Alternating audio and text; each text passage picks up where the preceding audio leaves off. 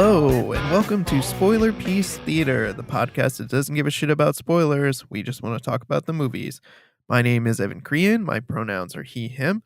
I am co-chair of the Boston Online Film Critics Association, co-author of Your 80s Movie Guide to Better Living, co-host of the It's the Pictures podcast. And my name is Megan Kearns. My pronouns are she, her. I write film reviews for Edge Media Network. I'm a co-host of the Slashers podcast. I, too, am a member of the Boston Online Film Critics Association and a member of Gallica, the Society of LGBTQ Entertainment Critics. Yes, you are. Indeed. And our co-host, Dave, unfortunately, is feeling under the weather this week. He needed some time to recover. So he's not joining us. Dave, we miss you. We hope you feel better soon. We miss you, Dave. And we do. We'll carry on in your stead, though. We are dedicated to the show. We will carry on in your stead. Yes. So before I get to this week's movies, I'll mention that over on our Patreon this week, we are talking about the 2024 Netflix film Rebel Ridge, Jeremy Saulnier's Rebel Ridge, which is a movie that we didn't end up covering last year, but I'm glad that we came around to talk about it this year. And I think we had a really great conversation, dug really deep into the movie. So if you're a patron, go check that out. And if you are not a patron, please consider becoming one. For $5 a month, you get access to weekly bonus episodes. At this point, we have hundreds of episodes in that back catalog that you can listen to. We talk mostly about older films, sometimes newer stuff like this, for example. But, higher likelihood you've seen it first before you tune in to hear us talk about it.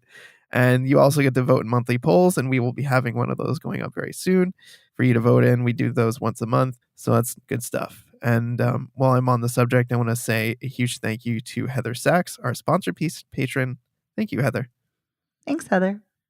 Okie dokie. So moving on, we have two movies we're talking about this week. We are going to be talking about The Quiet Ones, which is a true crime, heist movie. So it's a Danish film. And we're going to be talking about Cleaner, which is an action movie starring Daisy Ridley as a window cleaner. I'm laughing because that's true, but it is true. Yes. There's more to it than that. Exactly. There's a lot more to it, but it's a funny way to summarize the movie. Very true. Yeah. She's a window cleaner. The end. Exactly. Movie over. Okay, moving on. So I think we're going to talk about The Quiet Ones first. As I mentioned, it's a Danish film. It's a heist film. It's a true crime movie. So it's based on a true story. I believe the largest heist that's been pulled off in Denmark, right? And so it's directed by Frederick Louis Veed. I hope I'm pronouncing that correctly. I did try to look this up, by the way, listeners, and did not have much luck. It's written by Anders Frithjof August. Hope I'm also pronouncing that correctly. And so I'll do the one sentence IMDb, and then we can kind of jump off from there. So in 2008, a group of men from Denmark and across Europe pull off the biggest heist of all time on Danish soil. Casper, a boxer with few chances left in life, is offered the opportunity to plan the robbery by its foreign initiators. I guess that's true. So yeah, Casper is a boxer. He's kind of running out of chances here. He's not doing great at the boxing. He is trying hard. I'll give him that. He's trying hard to be a good boxer. Mm-hmm. It just doesn't seem like he's any good at it, even though he's, training really hard. And he's kind of a down on his luck guy. He's got a wife and a daughter, and he seems like he's a pretty good father overall. He tries to spend a lot of time with his daughter, but he's kind of one of those ne'er-do-well people. It's he really is trying to pull himself out of these circumstances, but they keep kind of sucking him back in. So there's these guys that find him and say hey, we want to plan this heist, and we know that you're a smart guy, and you've been highly recommended because you keep your cool and you really know how to get the job done.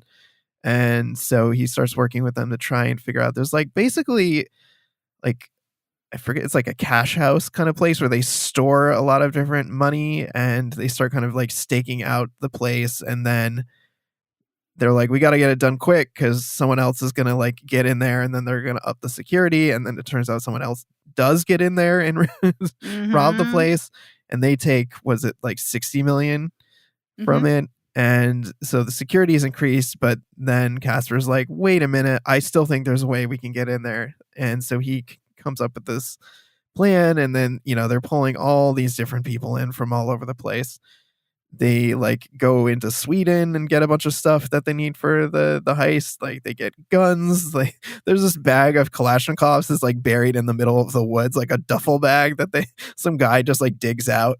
And they're like, I don't know if these things work. He's like, come on, they're Kalashnikovs. They just got a little dirt on them. They're fine. And he just takes a gun out and starts firing errantly in the woods.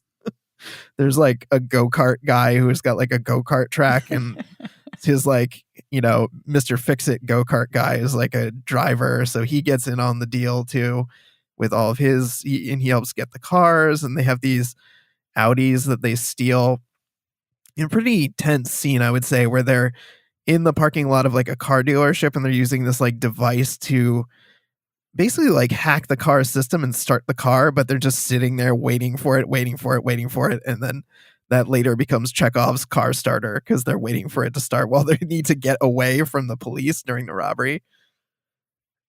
And yeah, it's one of those, it's a heist movie. You kind of know what you're getting into. There's the planning and there's the execution, and this movie saves basically the whole last hour for the heist of the movie. It like pretty cleanly is like almost a full hour just dedicated to the heist itself. But they decide they're gonna use a bulldozer to knock down the wall of this cash house, and they basically have 16 minutes to get in and out before the police show up. And then they've also gotten their guys to steal a fleet of garbage trucks that they parked throughout. Is it Copenhagen that they're in? I think so.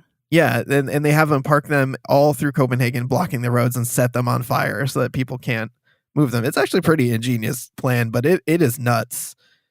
And Casper, who,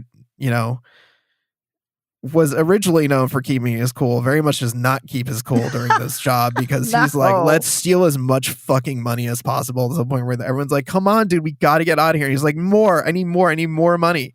And like, he ends up being just like so obsessed with like, did we get more than the other guys? Which they did by like 10 million or something. But he's like, we got to count every fucking penny of this. Well, it's also because he steals like the small bills, even though the guy who's in charge, Slimani, was like, we're not stealing any small bills. We're not going to waste our time with other currency. But yeah. Yeah, I believe he says no shit currency. Yes, he does. Only the high value stuff. But yeah, it's a nutty heist. But yeah, it's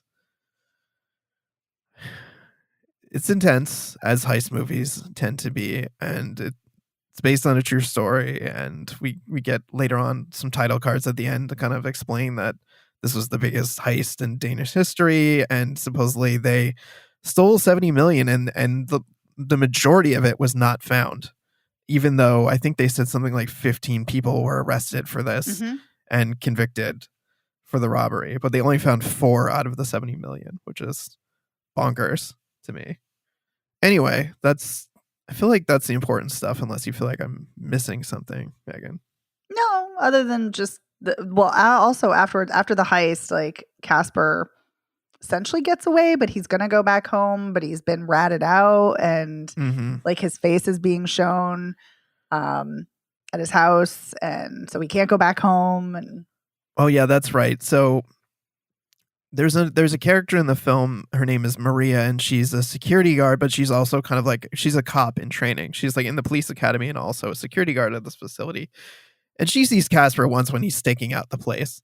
And Casper has these, big scars on his face. And he explains, because the other guy that he's working with is like, I need to know something about you before I agree to this. And he's like, well, I got these scars because my parents like had these dogs they didn't feed, and the dogs like bit me. I have no idea if this is a true story or not. Like, it seems like maybe he's bullshitting, maybe he's telling the truth, but he has very distinctive scars on his face. So she sees him there, and then she shows up here in the middle of the robbery and tries to stop them by locking the gate. The other guy, what'd you say his name was? It was Slimani. He wants to kill her, but Casper is like, no, we're just gonna like knock her out. But he's taken his mask off at this point, so she sees his face. And like, that's not a face you're going to forget. No. So yeah, she ends up alive and is talking to the cops, and so she can identify him. And he gets away. In the movie, he ends up in Spain, I think, and he's burying his money with a healthy pile of rat poison in the middle of in the middle of the desert. So he makes it, but he just barely, because everyone else is getting busted. There's like this situation where one of the guys is like, I need my fucking money from the go-kart guy, and he goes to like demand the money, and those guys are beating the crap out of him and probably going to kill him, but that's when the cops show up and raid the place. So yeah, all the other guys seem to go down for this. Anyway, yes, I think we finally reached I've told enough of the plot. I feel tired. I feel like we should let you We go, spoiled the Megan. end. We did our job. We did our job. We got in and out. So what did you think about this movie? So the opening scene of this film is great. The opening scene, Holy shit. The camera is in a truck, like a money truck, and you're with the driver and the passenger, and you're in the truck with them, and they're stopped because they need to do something for work. I don't know if they're doing a delivery or they got to pick what up they're money, doing. Yeah, cash to put in the car. Yeah, and then all of a sudden a car comes barreling around the corner, and the woman who's the driver is like, get back in the car. She's like yelling to the guy, like, get back. We got to close the door. And then you see it's a bunch of masked guys with guns, and they're like, get the fuck out of the car. Give us the keys. Right. And she's telling the guy, like, they can't get in. We've got to, keep the door closed. And they're shouting to the guy through the window, not like open windows, but closed windows and closed doors. Right. Like, we don't have keys. We don't do that anymore. There's a different system. And the guy panics and opens the door. And then so she has to get out too. And then he starts to run away and he gets shot. And then, she's like, I didn't see your face. You don't have to do this. You don't have to do this. And then she's shot too. And then they get away. So but they don't get the money either. No, they don't. They don't get the money, and they end up killing them. Blow up in the truck, and they kill both of them. And so that is such a tense opening that I was like, holy fuck, this movie is gonna be riveting. This movie's going on an intense ride. And for me, it did none of that. Oh, that's a bummer. None of that. This movie did not work for me on any level. I was bored to tears. I found it so tedious. Did not care about any of the characters. Did not care about the heist. Did not care about the action. Did not care what was happening. Did not like this at all. I was so bummed because it starts off so strong. I will say there's one scene that I think is great. It's also the most horrific scene in the entire film. I think I know what you're going to say. Yeah, I'm sure you do. If you know me at all, you know the scene that's coming that I'm going to talk about is so horrifying. I will say, though, I will preface it. It's very disturbing. It's also incredibly well done. So Slimani, who is the guy in charge, seems like he's not at first, not the worst guy. Like, sure, he wants to rob a bank. Well, it's not a bank, but sure, he wants to rob, but like, whatever. In a heist film, sure, that's what's happening. And so he seems like he's not the most terrible. And although it is suspicious that he shows up at his girlfriend's house in the middle of the night and has just let himself in rather than like knocking at her door. Right. But I'm like, okay, this is weird. Whatever. Okay. So we're into the film a little ways, and his girlfriend takes his keys. He's sleeping or in the other room, and she takes his keys and she looks through his bag and she sees that there's guns in there. And so later she says to him, listen, I don't care what you do, but no guns in this house. I've told you that before. No guns. And he's like, okay. And he's like very soft-spoken, and he's like, can I approach you? And I was like, oh, isn't this nice? Right. And then so he does, and all of a sudden he grabs her head and shoves it into the sink full of water to drown her, and then lets it back up and like screaming in her face, like, don't ever fucking touch my stuff again. It is such a horrific scene, and it is so intense. And I was just riveted and also horrified all at the same time. And I was like, holy shit. Like, and it's very well done because it's done in an extreme wide shot. So you're not like, you're not like in their face. There's some distance to it. So it doesn't feel as emotionally intense as it could have, as exploitative as it could have, which I Right. appreciate. So I thought that was a great scene, and the opening's an excellent scene. And I like what you were saying about Casper. Like, there are things that I want to like about this film, because like I like the fact that we don't know about that dog story. We don't know if he's telling the truth. We have no idea. He could just be making Mhm. shit up because he doesn't want to reveal anything about himself, or that could be 100% true. Yeah. I like that he seems like a decent father. I know that's like kind of a low bar, but Right. considering the caliber of some of the people in this crew, who want to just like murder people, Hem Slimani, who Right. just wants to like blow people away. Like, he seems like he has ethics, which is great. So I really wanted to like this. It just did not work for me at all, sadly. I was very, very, very sad about that. But I hope you liked it, and I want to hear more about what you think. Yeah, I'm bummed that you didn't like it, because I Yeah. did. I think. Oh, yay! Good. I'm glad. Yeah, I agree with you about the opening scene is very fucking tense, and like Yeah. you said, you're in the truck for the Mhm. entire scene. You don't leave the truck, but you see everything that's happening outside the truck, and it's so disturbing because a lot of it you see in the side mirror of the truck. Yes, So you're which is seeing great. them being marched outside and guns to their heads, and you see, you see her get shot, you see him get shot as he's running away, Mhm. and that's all very disturbing, and all the more disturbing that they didn't even get what they came for, so they just murdered No. people senselessly. Yeah, for no And reason. Ugh. yeah, so that was very tense. I thought the score for the film was very tense. Yes, that's what I meant to say. The other thing I really loved was the score. Excellent score. Yeah, here's what I will qualify that by saying. I think for first thing, it was very reminiscent to me of the score for Uncut Gems in places. It had the similar level Yes. of intensity and a similar sound to it. There's Yeah. also a point where it sounded like the Stranger Things theme song, which was like really Ooh, funny because it's like a very huh. specific sounding song. But I think for 3/4 of the movie, the score is spot on. And then I feel like for the last quarter of the movie, it is overbearing and melodramatic.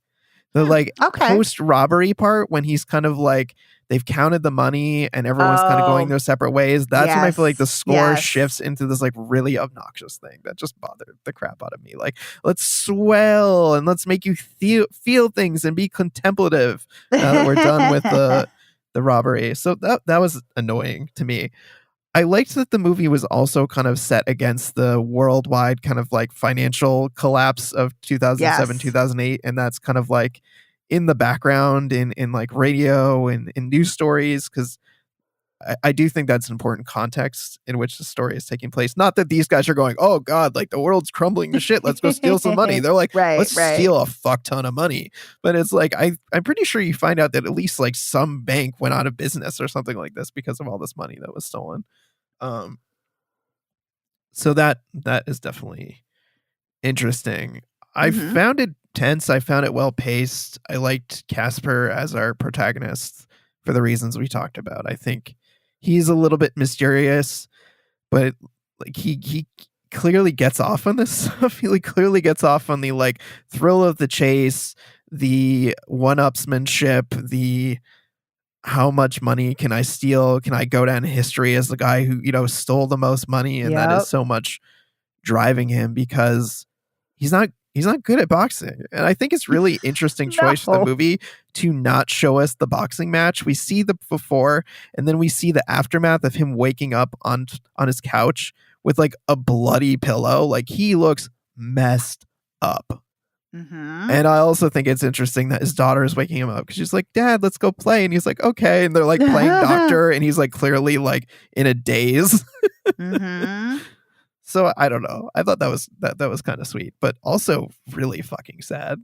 It's like Yeah. he has to flee. He can never see his daughter again if he wants to not get caught. And he's supposed to be there for her birthday. And you see Yep. him kind of like peek around the corner and the wife sees him. And then he sneaks off and has to leave because he knows if he stays, he's definitely going to be arrested. It's like, man, why did you have to do this? Right? Why Well, did you have to fuck this up? I mean, that's the thing. Like, I feel like so often it is, a trope in a movie where somebody who doesn't really want to be a part of a heist or a robbery, they have to for whatever reason. Like, I've got to pay for my mother's medical bills, or I got to steal this to get the, whatever. And it doesn't seem like there's any real reason. Like, we don't know unless it happened and I don't remember, but we don't it's not like he's like been trying, aside from boxing, it's not like he's been trying to get a job unsuccessfully and can't get a job. And so he needs to steal money. So it just seems like he does just get off on the planning of this heist and then actually follow through on it. And it's an interesting choice for a character. Yeah, absolutely. I don't know if just he feels like boxing is his only way, and if he just can't do it, then fuck it. That's it. He just has to go back to robbery or what? Yeah, right. The movie is not entirely clear about that, but it seems that way. It seems like he feels that's his only way out. If that's not his way out, then he just needs to steal a fuck ton of money. But I mean, even if you get away with it, how the hell are you going to launder that much money? That's the other thing we have to think about. It's how are you going to launder all of that money that you stole? Because it's got to go somewhere. You can't just put it in your pocket and go, okay, now I'm going to spend it. No. I mean, so yeah. It's but people do. People money and launder all the time. Yeah, I mean, I was on board with all the planning aspects of the heist. The heist itself I found very tense. And I also love the one last score kind of mentality of a heist movie. Like, just one more big score and then I'm going to hang it up. Never works. It never works. You always got to stop at the penultimate one. Right. Never the last one. Exactly. You got to be like Robert De Niro in Heat at the previous heist and say, yeah, when the heat is knocking at your door, then you go. You don't stick around. That's correct. Yeah, this movie definitely for me had kind of some Heat vibes going on. I liked it's very kind of like,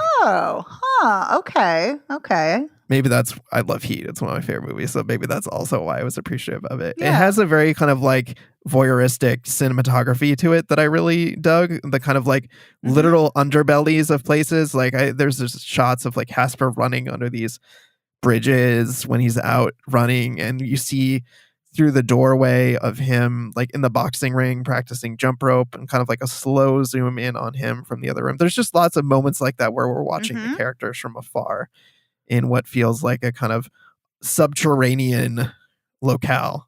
Yeah. And I think that was something that I was really digging in this movie.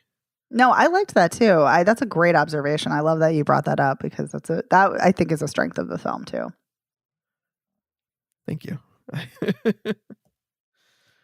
Well, I'm bummed you didn't enjoy it more. I mean, it just sounds like it just wasn't working for you. If you're not invested in the characters, and there's only so much the technical aspects of it, like the cinematography or the score, are going to do for you. Right. And I think that's the thing. I don't think this is a poorly made film. For me, the writing didn't work,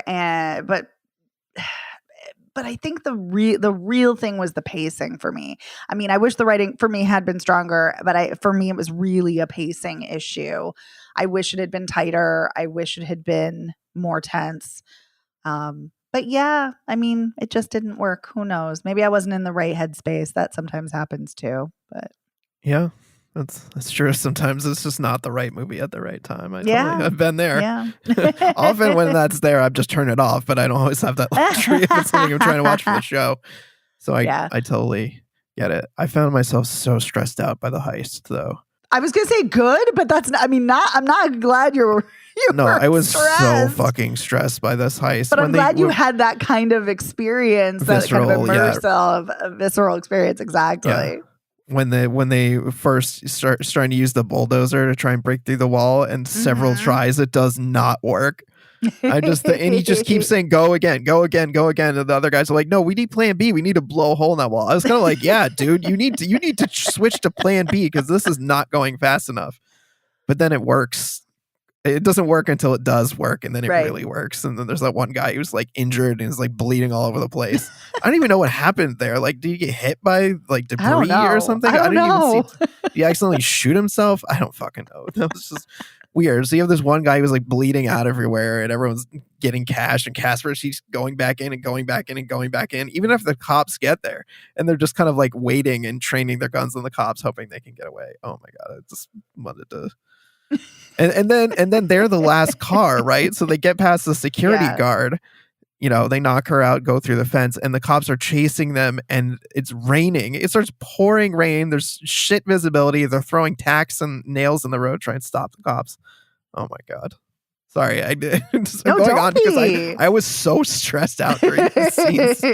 I feel like this is a much more fun experience listening to you talk about it than it was for me watching it.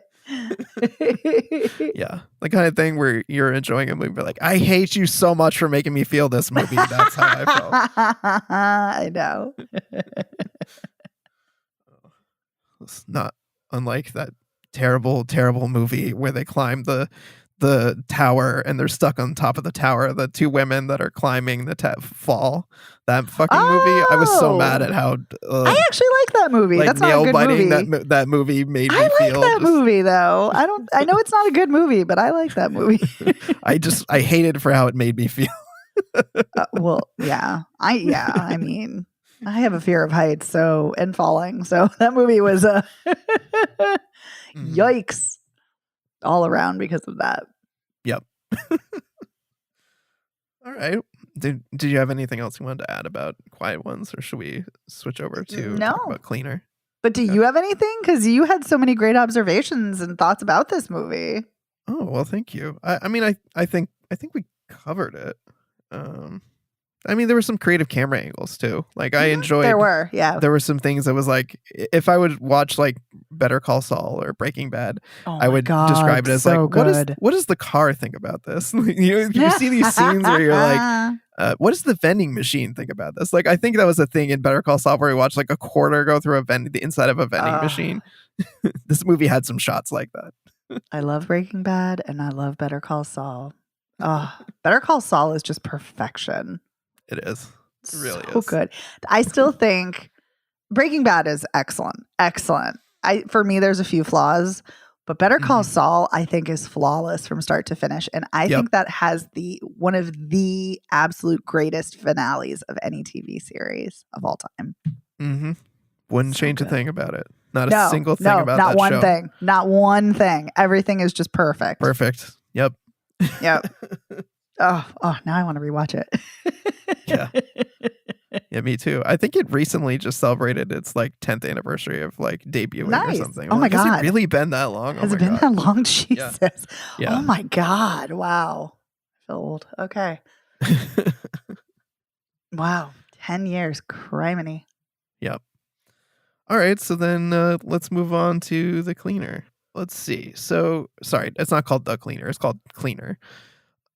Do that sometimes. So we've got, it's directed by Martin Campbell. It's written by Matthew Orton, Simon Utley, and Paul Andrew Williams. It stars, as I mentioned, Daisy Ridley in the lead. We also have Clive Owen, and kind of, it's like almost a cameo. I feel like he's in this movie so little. It's like a glorified cameo because it makes it seem like the poster and the credits make it seem like he's going to be in this a lot more than he is. Yep. And we'll get to more about that in a minute. So here's our IMDb summary, and then we'll expand. Criminal activists hijack a gala, taking 300 hostages. One extremist plans mass murder as a message to the world. An ex-soldier turned window cleaner now works to rescue the hostages. So yes, Daisy Ridley is a window cleaner and also an ex-soldier. And she's having a shit day at the beginning of the movie. She is. She is late for work already. And her autistic brother, has gotten kicked out of another group living situation. This is, I don't know how many, but it's been enough. And for bullshit reasons. Basically, he like hacked them to expose corruption. And so now he's getting kicked out. And he literally has nowhere to go. And she has to go to work. So she takes him to work. And he's there, trying to figure out what to do. There's like a security guard. I think his name was like Big Rob or Big Ron or something like that. She's like, Big Ron, can you watch my brother? And so she goes to work, and while she's there cleaning windows, there is a hostage situation. These environmental activists show up. They're led by Clive Owen. They take everybody at this energy company gala hostage, and they're going to get them to basically like admit all of their sins and all their like dirty dealings, all the executives, and record all that, and then they're going to release it to the internet. And that's not enough, apparently, for one guy. That's definitely not enough. He just wants to kill everybody. His whole thing is they describe him as an anti-humanist, and he's like, humans are a disease and we need to kill them all. And then maybe we'll be in decent shape. So he not only wants them to admit all of their sins, he wants to strap bombs to all of them and blow up the building with himself and all of his people in it, by the way, which is totally bonkers. I mean, I will say the guy is an equal opportunity destroyer. At least he doesn't think he's above the hypocrisy and corruption of humans. Yep. This is true. This is true.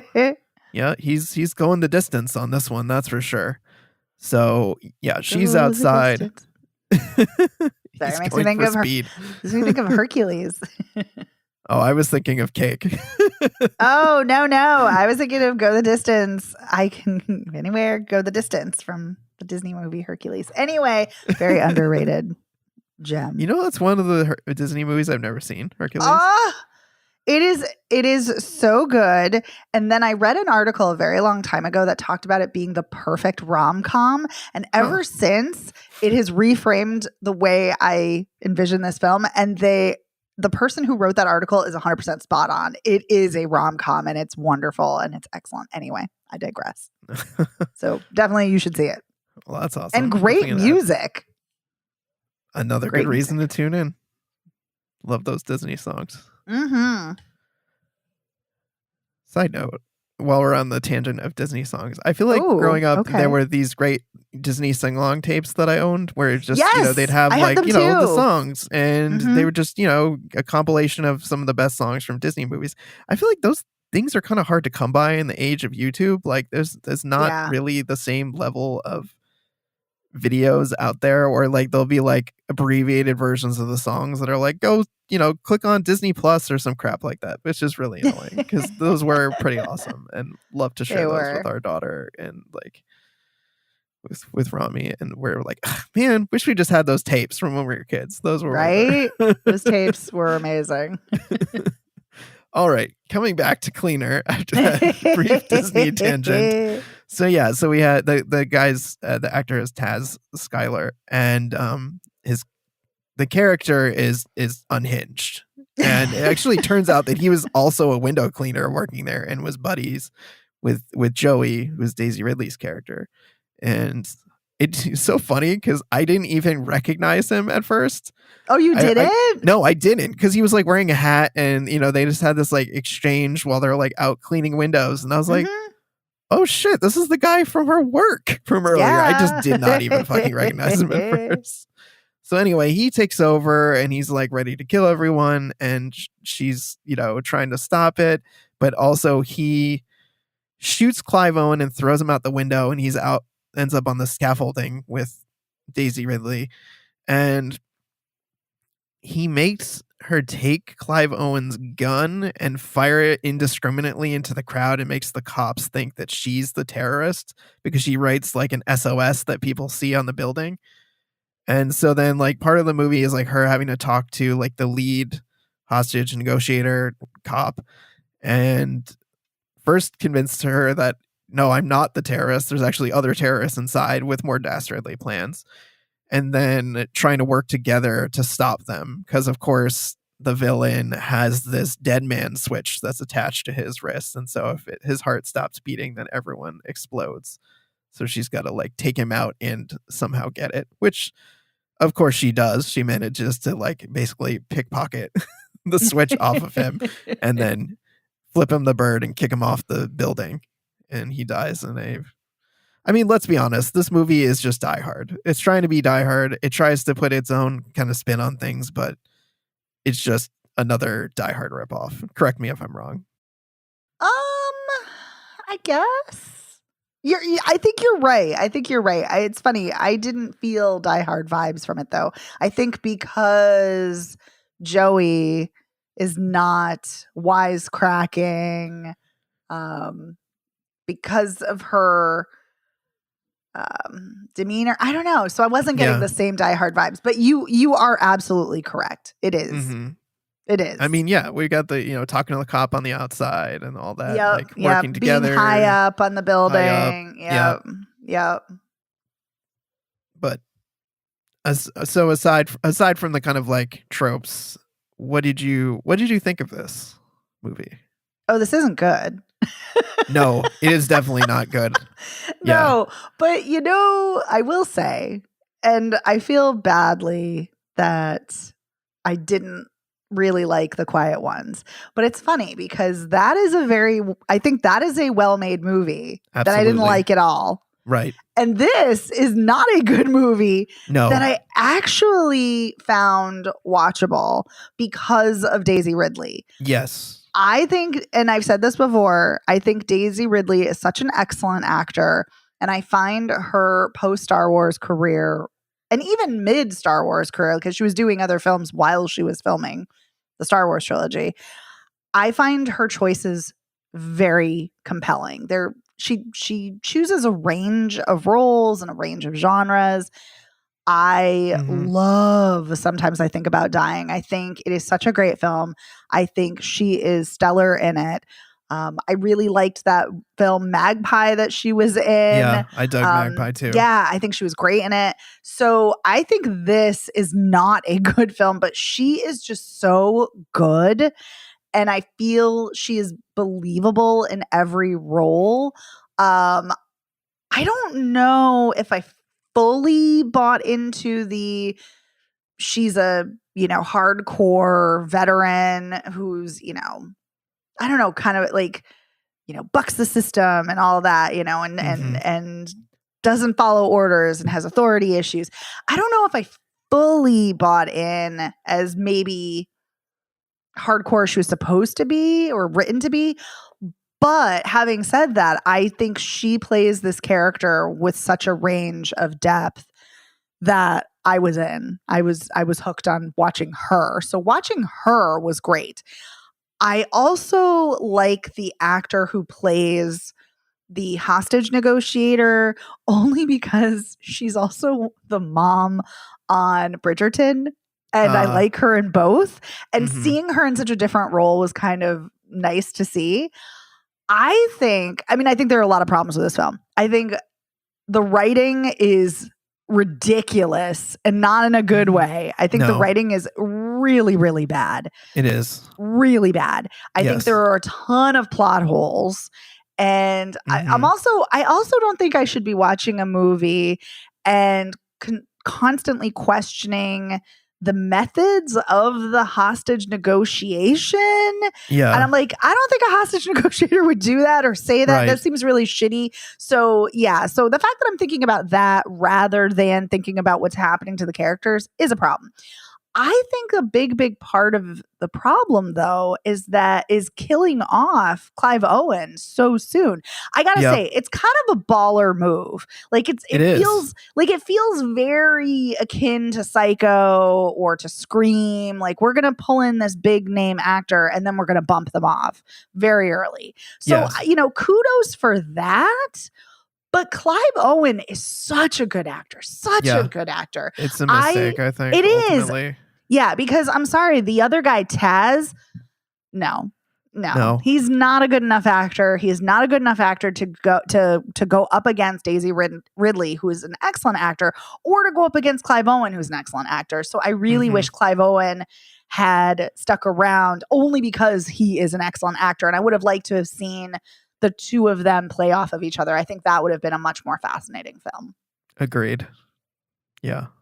This is not good. No, it's not good. It's a bummer too, because so here's my major problem with it. We've talked about it.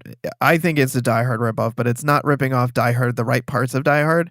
This movie is way too fucking busy with its plots between the, one terrorist bumping off another terrorist and having more extreme things. We spend way too much time with the terrorists and their dealings. Not enough and way too much time with the cops and not enough time with Daisy Ridley. Yes, agreed. We need more time to spend with her and get her personality and her perspective, because that's what makes the movie, i.e. Die Hard, interesting, is our main character. Yes. We need to spend more time with the main character, and that would add to the tension, I think, and make this a much more interesting movie instead of what feels completely unfocused and just an all over the place kind of mess. I agree about it being a bold move to kill Clive Owen, but I think ultimately a mistake because huge you're right. mistake. Yeah. Uh, the other guy just does not have enough charisma to carry it, to be a convincing or No. scary villain.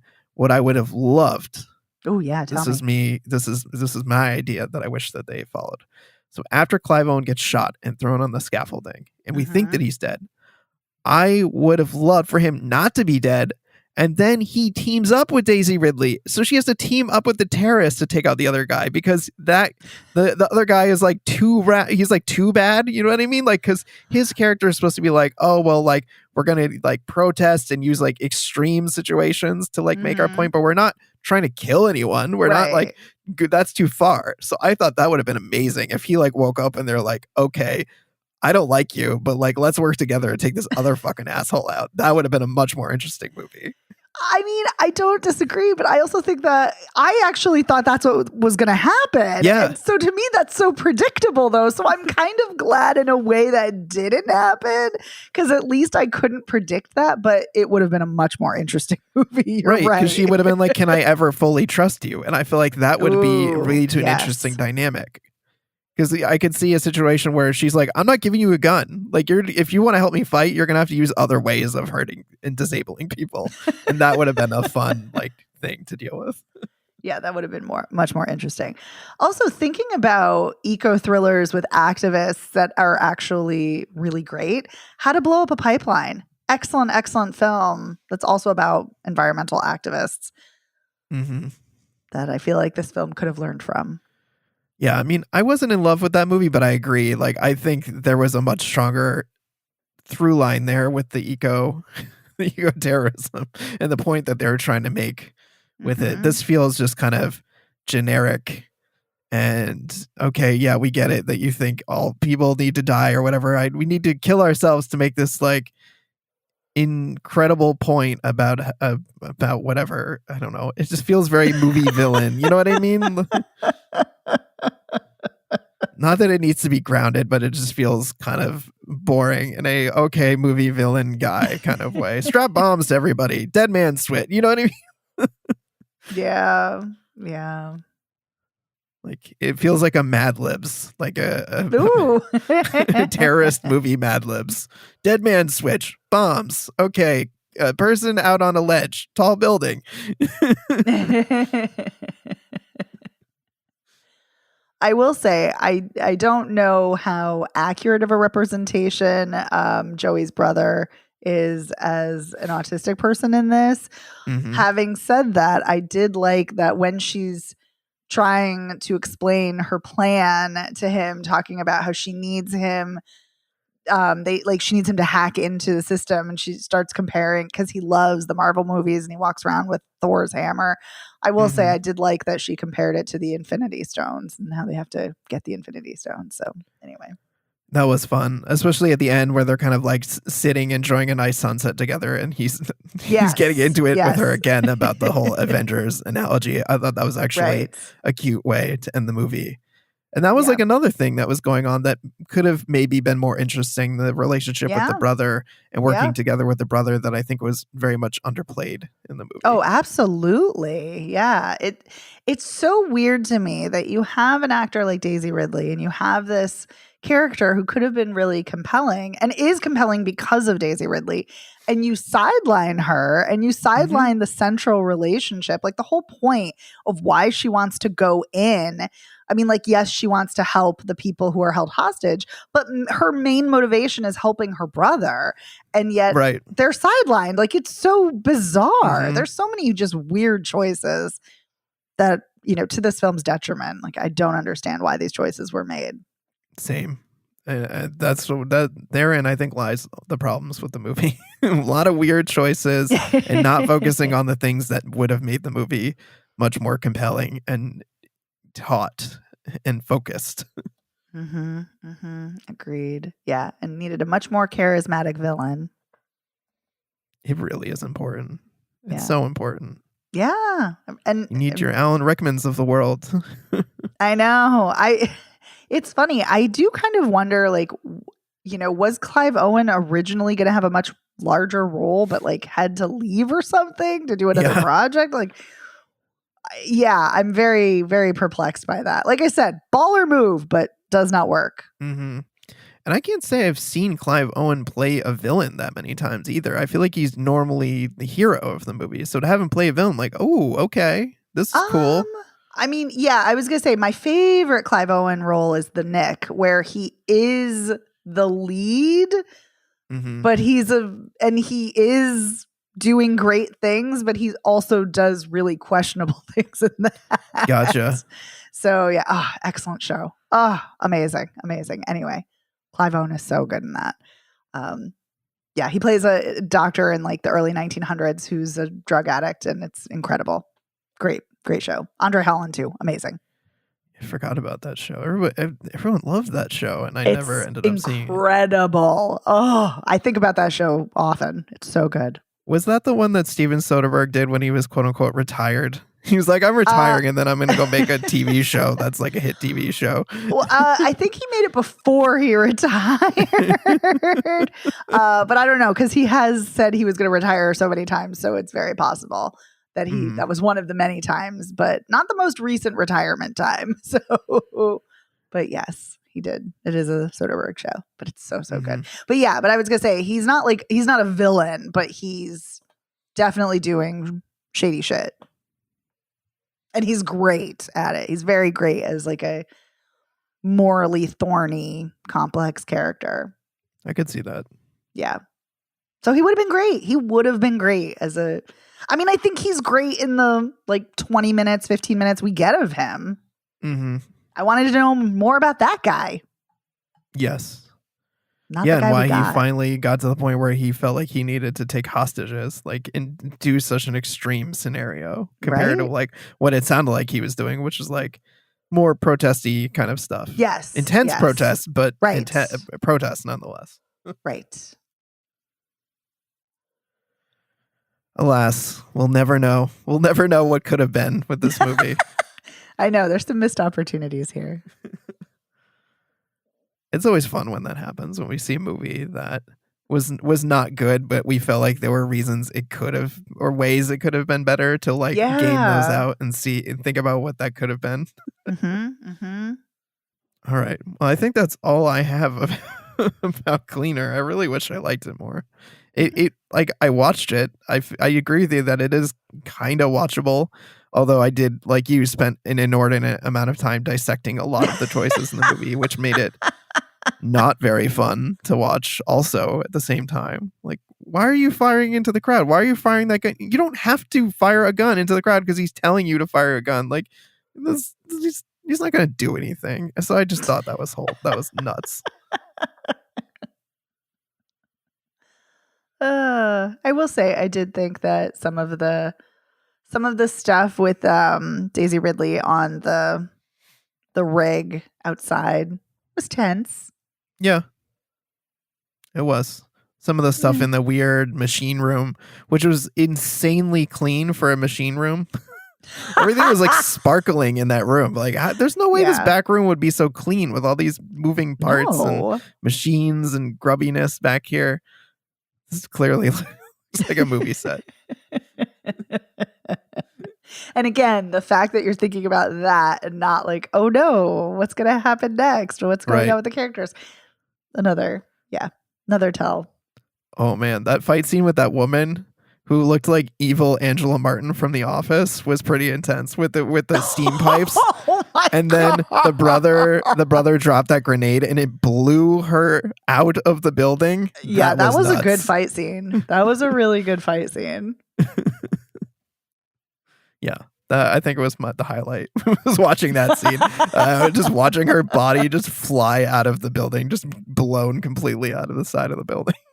Yeah, but even before that though, when like Daisy Ridley as Joey is like, she shoots at the pipe that like blasts like the hot steam in her face, and like, and she's getting burned. Like, ugh. Yeah, it was pretty gnarly. Yeah, it was. That was a good movie. Has some moments. It has some moments. I think that's what's so frustrating and annoying about it though, is that there are some good elements here, But oh man, again, the writing is just so bad, and there's a lot of other problems anyway. Yeah. Bummer. Bummer. Sorry, listeners. I think I'm just a little delirious right now from talking about this movie. Anyway, so yeah, I think that wraps up. I think that wraps up the episode. So it sounds like I actually had one more thing to say about okay. it, or actually a question to ask you. Go for it. What did you think about the beginning, the kind of the opening of them as children, and the whole like abusive father situation, and Joey, like she would sneak out windows by like crawling on the walls and like on the kitchen cabinets and then go outside. I don't know. I mean, what did you think of it? It's an emotionally intense way to start the movie. Although getting back to what we were saying earlier, where you're overanalyzing character choices, I'm seeing her climb along the shelves on the wall thinking, that shelf's not load bearing. There's no way she could climb across an entire kitchen and not have all of the cabinets and shelves just completely fall over. So I think that should tell you something. But what about you? Were you feeling similarly? I was. I kept thinking, I'm like, as someone who has lived in shitty apartments almost all my life, there is no way, I don't care how light of a child you are, the cabinet's going to creak. It's going to fall off. Like, yeah, no. It also kind of felt like, I don't want to say an easy trope, but but I'm going to say it, an easy trope. Yeah. I don't know. I don't know if the story really needed it. I think we could have just started with her having a shitty day. I get what they were doing, but yeah. Well, yeah, they wanted to show us, okay, well, she's comfortable with heights and climbing because, her coping mechanism is that she would climb and sit on the windowsill with the window open of I don't even know what floor it is. It's very high up. Really high, yeah. She's just dangling her legs out with nothing underneath her. But here's the thing. She's a window cleaner for a job. Right. Wouldn't she already arguably, like, couldn't you make the argument she's already comfortable with that? Like, I don't know. Yeah, you absolutely could. Yeah. I don't know if it was needed. I don't know. I don't know that it was either. But I don't know if it really adds that much to the story. That's what I was thinking about. I don't know that it does either, because also it's really not clear in the opening scene that the father is like abusing an autistic brother. It just seemed like he's being abusive to a mother and possibly a brother. We don't see anything. We just hear a lot of yelling and we kind of see him being physical behind the kind of frosted glass of the window from the kitchen or whatever. So I agree. I don't think it really adds as much as the movie thinks that it adds. And probably could have just started, like you said, with her having a shitty day and gotten to the action faster. Yeah, this film really should have relied more on Daisy Ridley. It was a fatal mistake on her part. Absolutely. Well, I'm glad you remembered the open, because I'd forgotten about the opening scene. All right, now do we have anything else to add about Cleaner? No. Okay, cool.